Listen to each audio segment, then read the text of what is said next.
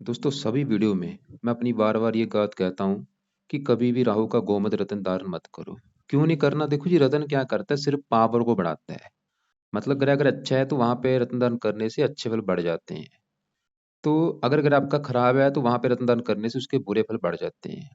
अब देखो जी बुरे फल क्या होते हैं जैसे कि राहु क्या है? राहु मान लो अब आपकी कुंडली में अच्छा बैठा है जैसे कि राहु की जो उच्च राशियाँ हैं वो है राहु मिथुन राशि में, वृष राशि में उच्च का माना गया है। चलो मान लो राहु मतलब ऐसी कंडीशन है कि उच्च का बैठा है वहां पे भी हम धारण कर सकते हैं या नहीं। तो जैसे मैंने बोला रत्न धारण नहीं करना। हाँ कुछ कंडीशनें हैं जहाँ पे आप रत्न धारण कर सकते हैं लेकिन देखो जी आप 100 में से 90% इसको अवॉइड करें। मतलब 90% ये रत्न धारण नहीं होता। आपको मैं जैसे अब एक एग्जाम्पल समझाता हूँ। देखो ये मैंने मेष लग्न की कुंडली बना रखी है। तो अगर हम मान लो किसी का राहु पहले घर में बैठा है, पहला घर क्या होता है? शरीर होता है, हेल्थ, स्वभाव, रंग रूप होता है। तीन दृष्टियां भी राहु की होती हैं। पहले घर से बैठा ये पांचवें घर को भी देखेगा, सातवें घर को भी, नौवें घर को भी। तो राहु देखो जी पहले घर में बैठा है, हेल्थ को लेकर दिक्कतें जरूर देगा। सातवें घर को देखा पत्नी संबंधी भी दिक्कतें आएंगी, पांचवें घर को देखा संतान संबंधी दिक्कतें, नौवें घर को देखा भाग्य संबंधी दिक्कतें। दूसरे घर में बैठा है चाहे कोई भी राशि हो, यहाँ पे राहु क्या है? देखो जी राहु क्यों मतलब ज्यादा इसको मैं खराब कहता, राहु क्या है? एक पापी ग्रह है। ये दानव ग्रह है। ये जिन चीजों का कारक है वो अच्छी चीजें नहीं होती। कारक किसका है? देखो जी बीमारी का कारक है। बीमारी, बेईमानी का कारक है, नशों का कारक है। वो चीजें कारक जैसे कि अगर आप इसका रत्न दान करते हैं पावर बढ़ती है, मतलब वो कारक चीजें भी बढ़ जाएंगी। कारक चीजें जैसे कि आपके मन में नशे की भी आप आदी हो सकते हैं। वो कारक चीजें भी बढ़ जाएंगी। बेईमानी आपके मन में आ सकती है, गुस्सा आना बढ़ जाएगा। तो यहाँ पे भाई रत्न इसका दान बिल्कुल नहीं होता। जैसे मैंने बोला सिर्फ कुछ कंडीशनें हैं, कुछ कंडीशनें जैसे कि मान लो राहु 10वें घर में बैठा, आपका उच्च का बैठा है, वहां पे ये 10वें घर में राहु उच्च का बंदे को राजनीति में लेके जाता है। तो वहां पे आप इसका रत्न धारण कर सकते हैं अगर वहां पे ये आप राजनीति में जाना चाहते हैं। बहुत कम कंडीशनिंग होती हैं। बाकी देखो जी ज़्यादातर ये खराब फल देता है। जैसे कि मान लो दूसरे घर में बैठा राहु, दूसरा घर धन जोड़ने का है, धन जोड़ने में दिक्कतें आती हैं। तीसरा घर छोटे भाई बहनों का, यहाँ पे बैठा छोटे भाई बहनों को लेकर दिक्कतें देगा। चौथे घर में बैठा माता मकान वाहन संबंधी दिक्कतें देगा। पांचवें घर में बैठा राहु पुत्र नहीं होने देता। छठे घर में बैठा शत्रु रोग कर्जा। सातवें घर में बैठा सातवां घर पति का होता है, तलाक करा देगा या विवाह होता ही नहीं। जहाँ देरी से होता है जहाँ पति पत्नी की डेथ भी हो सकती है। आठवें घर में बैठा हेल्थ को लेके दिक्कतें बड़े लेवल पे, पेट संबंधी दिक्कतें। नौवें घर को देखा भाग्य की हानि। 10वें घर में बैठा काम काज में दिक्कतें। 11वें घर में बैठा लाभ में कमी। 11वें घर में देखो 12 घरों में राहु वैसे अच्छा किस घर में माना गया है? छठे घर में कुछ अच्छा होता है, 11वें घर में और तीसरे घर में। लेकिन यहाँ पे देखो जी डिपेंड करता है कि वो राशि कौन सी है। मान लो छठे घर में यहाँ पे अगर किसी की 8 लिखा है, 9 राशि है, 8 नंबर वृश्चिक राशि या धनु राशि है, तो यहाँ पे वो अच्छा नहीं माना जाएगा क्योंकि ये नीच राशि है। अगर राहु यहाँ पे मान लो किसी का 2 लिखा है, 3 लिखा है, तो यहाँ पे वो ठीक है, उच्च का कुछ अच्छे फल देगा। तो जैसे मैंने बोला बहुत कम कंडीशनें होती हैं। राहु मतलब रत्न आपने धारण नहीं करना, क्योंकि कई बार क्या होता है बंदे की दशा चल रही है राहु की, उसको दिक्कतें आ रही हैं बहुत बड़े लेवल पे। तो पंडित क्या बोलते हैं कि भाई राहु का रत्न दान कर लो, आपका अच्छा हो जाएगा। मतलब मैंने आपको क्या बोला, रत्न सिर्फ पावर को बढ़ा रहा है। आपका राहु अगर पहले देखो जब आपको खराब फल दे रहा है, रत्न दान करने से क्या होगा, उसके बुरे फल कई गुना बढ़ जाएंगे। यहाँ पे सबसे मेन चीज क्या है, अगर आपने प्रैक्टिकल करके देखना, आप प्रैक्टिकल करके जाए देख लो। मगर अगर यानी अगर आपको लगता है कि नहीं भाई आप झूठ बोल रहे हैं, रत्न दान करने से अच्छा भी होता है, तो आप धारण करके देख लो। अगर आपकी दशा चल रही है, आपको कष्ट आ रहा है, रत्न धारण करो गोमिद। आपको खुद एहसास होगा कि भाई जब से ये धारण किया है तब से ही दिक्कतें आ रही हैं। राहु देखो जी मैंने जैसे बोला बहुत कम कंडीशनें हैं। राहु जैसे कि मान लो पहले घर में बैठा है, पहले घर में बैठा राहु हेल्थ संबंधी दिक्कतें तो देगा, लेकिन राहु पहले घर में बैठा जातकों को बुद्धिमान भी बनाएगा। तो रत्न दान करने से क्या होगा, हेल्थ खराब होनी शुरू हो जाएगी, लेकिन जातक थोड़ा सा बुद्धि उसकी बढ़ जाएगी। तो कुछ चीजें बढ़ती भी हैं लेकिन ज्यादातर खराब चीजें भी बढ़ जाएंगी। तो अब सवाल है कि इसको सही कैसे करना है? अगर आपको राहु की वजह से दिक्कत आ रही है, सही कैसे किया जाए? तो इसके लिए राहु देखो जी शास्त्रों में इसके पाठ पूजा लिखे हुए हैं। राहु का जो सबसे बेस्ट काम है, आप इसका राहु के मंत्रों को सिद्ध कर सकते हैं, जो कि संख्या है 18,000।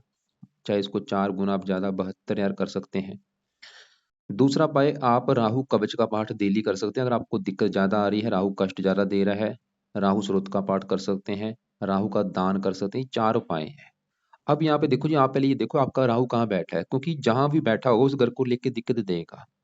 तीसरे घर में बैठा है छोटे भाई बहन संबंधी दिक्कतें, चौथे घर में बैठा है माता संबंधी दिक्कतें, पांचवें घर में संतान संबंधी दिक्कतें, सातवें घर में बैठा है पत्नी संबंधी दिक्कतें, आठवें घर में बैठा है हेल्थ को लेकर दिक्कतें। ये दिक्कतें देगा जहां बैठा है, ये कन्फर्म है। और अभी तो खाली इसकी देखो जी दृष्टि मैंने नहीं बताई। जैसे कि मान लो राहु किसी का यहाँ पे बैठा है 7वें घर में, तो यहाँ पे इसकी 5वीं दृष्टि यहाँ पड़ेगी, 7वीं यहाँ पे, 9वीं यहाँ पे। इन घरों से भी रिलेटेड दिक्कतें देगा।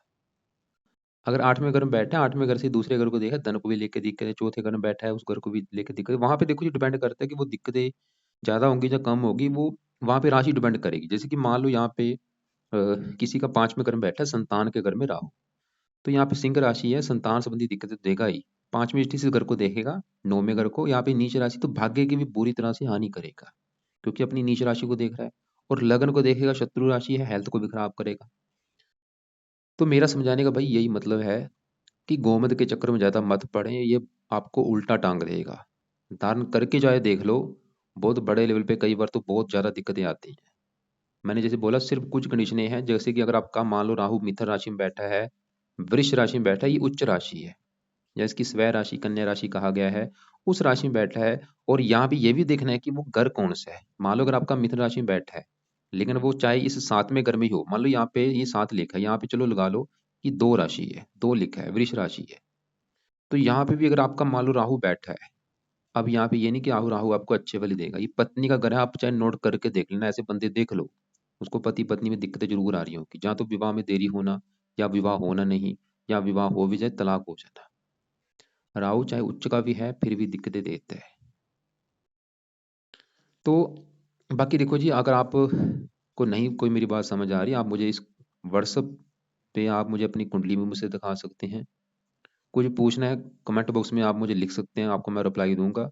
और इसके अलावा देखो जी, इसका जो राहु का रत्न तो है ही, आपने केतु का भी रत्न लहसुनिया जो है उसको भी धारण नहीं करना। ये दोनों रत्न कभी भी धारण नहीं होते, क्योंकि इनके कुंडली में अपने कोई घर नहीं है। ना ही आपने कभी केतु का रत्न दान करना है लहसुनिया, ना ही राहु का गोमद रत्न। और मैंने जैसे बोला बॉय, बहुत कम कंडीशनें हैं जहाँ पे ये रत्न दान होता है। अगर आपका मान लो राहु 10वें घर में उच्च का बैठा है, अगर वो 0 डिग्री है, यहाँ पे डिग्री भी देखनी पड़ती है, इसके पीछे एक नंबर होता है। मान लो ये राहु आपका 10वें घर में बैठा है, लेकिन उसके पीछे 10 लिखा है, या 10 से लेके 20 के अंदर कोई नंबर लिखा है, वो ऑलरेडी डिग्री अच्छी लेके बैठा है, वहां पे रत्न धारण नहीं होगा। हाँ, यहाँ पे अगर आपका मान लो राहु 10वें घर में बैठा है, वो 0 डिग्री का बैठा है, फिर पूंजी कंडीशन में आप रत्न धारण कर सकते हैं। चाहे वो 10वां घर है, कोई भी घर लगा लो, अगर वो मतलब एक उच्च का बैठा है और उसके पास डिग्री बिल्कुल कम है, वो 0 डिग्री का बैठा है, उसमें चाहे वो 1 डिग्री है, चाहे वो 29 डिग्री है, तो वहां पे कुछ कंडीशनें देखनी पड़ती हैं कि वो चीजें अगर आपको चाहिए तो उस कंडीशन में आप उसका रत्न दान कर सकते हैं। वरना इसका रत्न, चाहे ये राहु का गोमत है, चाहे केतु का लहसुनिया, इनके खासकर खासकर राहु का रत्न तो भाई आप बिल्कुल अवॉइड करें। अगर आपने दान कर रखा है भाई, उसको आप उतार के देखें, उतारने से ही आपकी आधी से ज़्यादा दिक्कतें वैसे ही दूर हो जाएंगी। मेरे पास बहुत ज़्यादा केस आते हैं, सब ने रत्न दान कर रखे हैं। तो बाकी इस वीडियो को लाइक करो, शेयर करो, कमेंट बॉक्स में आपके जो सवाल है वो मुझे पूछ भी सकते हैं, और चैनल को सब्सक्राइब भी जरूर करो।